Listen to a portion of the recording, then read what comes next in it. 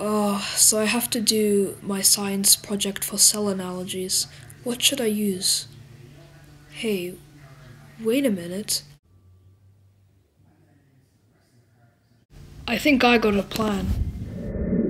So in my opinion, the game of chess is sort of like an animal cell, and I will explain why in this video. So in an animal cell, you would need a nucleus, because the nucleus is sort of the brain of the cell and controls the cell's activities. And in the game of chess, that is the chess player himself, as the chess player controls what's going on his side. So the cell membrane and the cytosol in terms of chess would be the edge of the chessboard and the chess squares respectively. Now in the case of the cytosol, which in chess terms would be the squares, it sort of just fills up the empty space of the cell, which is similar to the squares on the chessboard. Also, stuff moves around in the cytosol, which, in terms of chess, would be pieces moving around in the cytosol, which is the squares.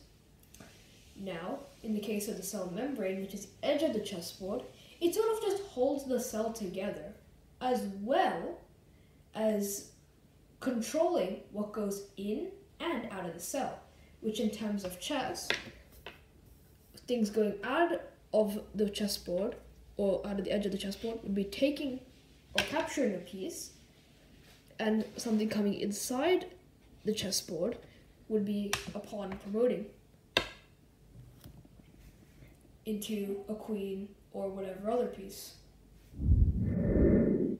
Now, the mitochondrion in terms of chess would be the chess pieces. Specifically for this analogy, I use the knight, bishop, rook, and queen because I have another analogy for the pawn and the king.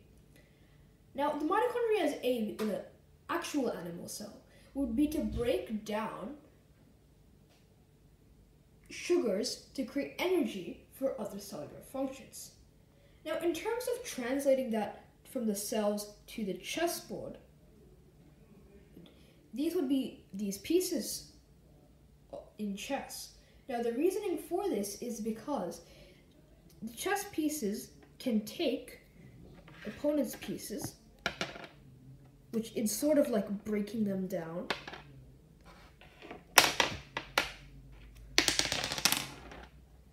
to better your own game, which is sort of like how the mitochondria creates energy for other cellular functions.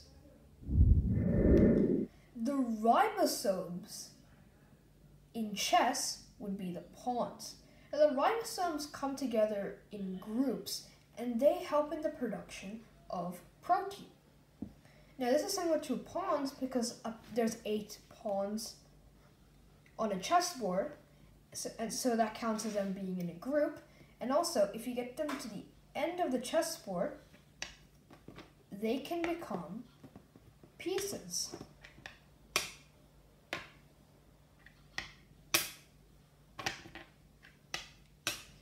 Which to a cell would translate as protein synthesis / production. And last but not least, we have the king. Now, the king is similar to a lysosome. The lysosome is the digestive system of an animal cell and removes any waste from it. So it's similar to a king because without the lysosomes, the cell will sort of malfunction because you have all these waste products and the cell becomes sort of toxic. The king is trying to also eliminate any chance of you losing, which in the cell thing would be the cell malfunctioning. So his pieces have to try and take out any of the opponent's pieces that are avoiding him from winning the game. Also, without lysosomes, as I mentioned before, the cell becomes toxic, and without a king in the game of chess, it's kind of pointless and you can't really play the game of chess. So yeah, I hope you like this sort of analogy video, and yeah, hopefully I get good marks.